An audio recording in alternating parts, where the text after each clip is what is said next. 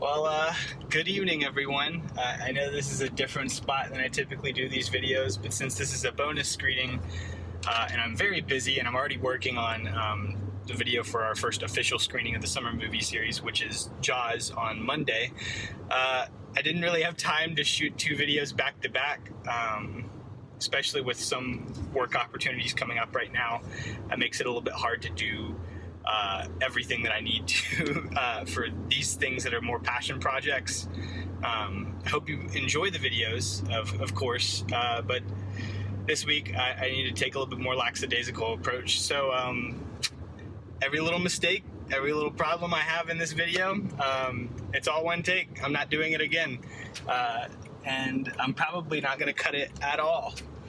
I'm just going to slap it in the template and export it so that way it's done in time for the movie screening on Saturday. Which, if you didn't know, our first ever bonus screening, which is technically a part of the summer movie series, which is our first ever summer movie series for Movie Club, is Independence Day from 1996, which turns 24 this year, which is not a fantastic or a really important milestone. 25 is much more the big deal, like it's a quarter millennia. I might have said the wrong word. Who knows? But it came out in 1996, and while it wasn't exactly the most favorable critic reception for a movie, like a 62% on Rotten Tomatoes isn't exactly, I don't know, great. I think it's like the quintessential example, especially in recent memory, of a B movie. Which, if you aren't familiar with that terminology, a B movie is a movie that isn't like your A game, but it's still got quite a bit of enjoyable stuff. It's typically movies that are a little bit more campy. So the sci-fi where like some of the special effects don't look as good anymore, they're kind of dated. Which that's not the case here. The special effects still look fantastic in this film. That's one of the highlights of that, of this movie. But it's really just kind of a goofy movie where we have a couple pilots who are pretty much sent to take on these aliens they're coming to our planet to destroy life as we know it. And ironically, in this movie, we actually have a president who tackles the issue head on and is able to inspire not just our country, but the entire world to fight for our freedom.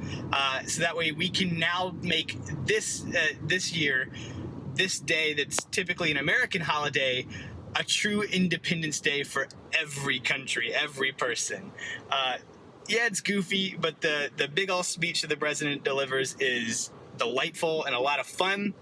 And, you know, when you throw Will Smith at the peak of his career and Jeff Goldblum in this movie, you're bound to have a good time, because the character acting in this is phenomenal, even if the script is a little bit silly, and the directing is pretty serviceable, and the special effects are fantastic, as I already said. Roland Emmerich is the director of this film, who also directed The Day After Tomorrow, which is maybe the dumbest movie I've ever seen. That is so overt in its messaging about global warming that it manages to botch every single fact about the real problem that is global warming, and make it much more of a goofy thrill ride than anything. And it's really just a stupid movie that has a couple iconic moments and maybe some of the worst acting he's ever gotten out of actors. But that's The Day After Tomorrow, which is inherently a stupid movie that doesn't need to exist, but is fun to watch with friends over a couple pints. He's also famous for directing 2012, you know, the movie where the world ends in 2012, which it didn't, but it's sure seeming like maybe they got it off by about 8 years.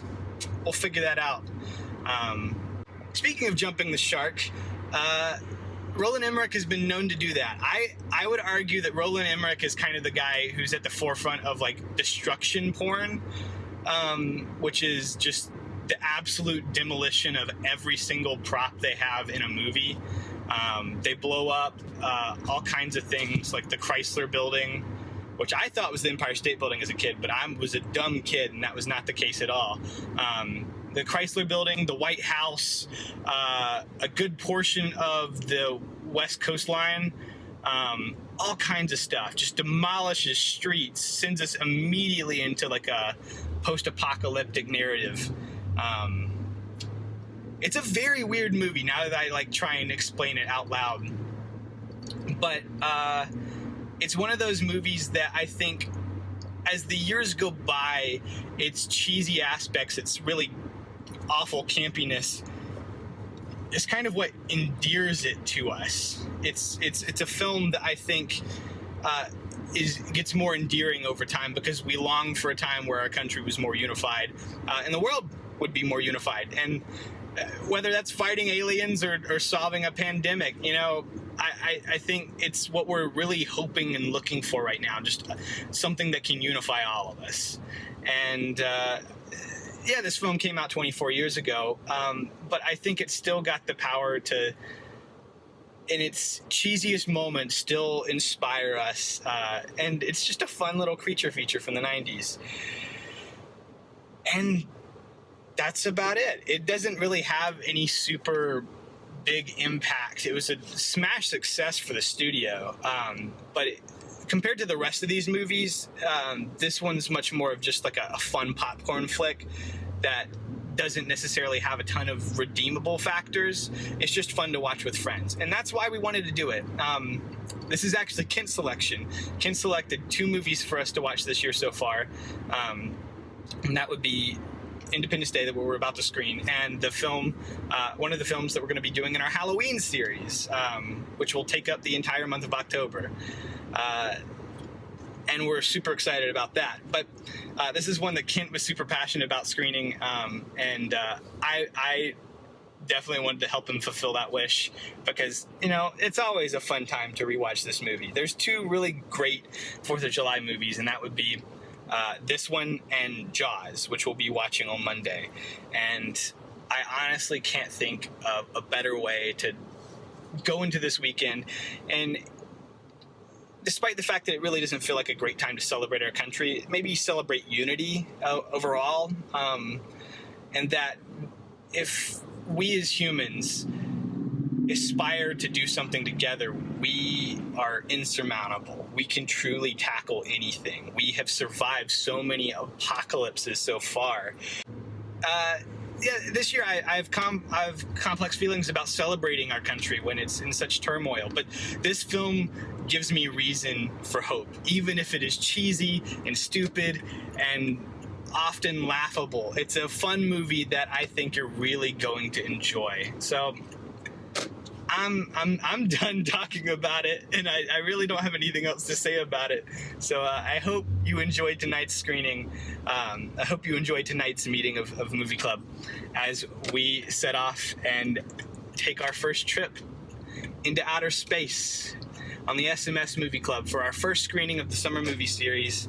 Here is Independence Day.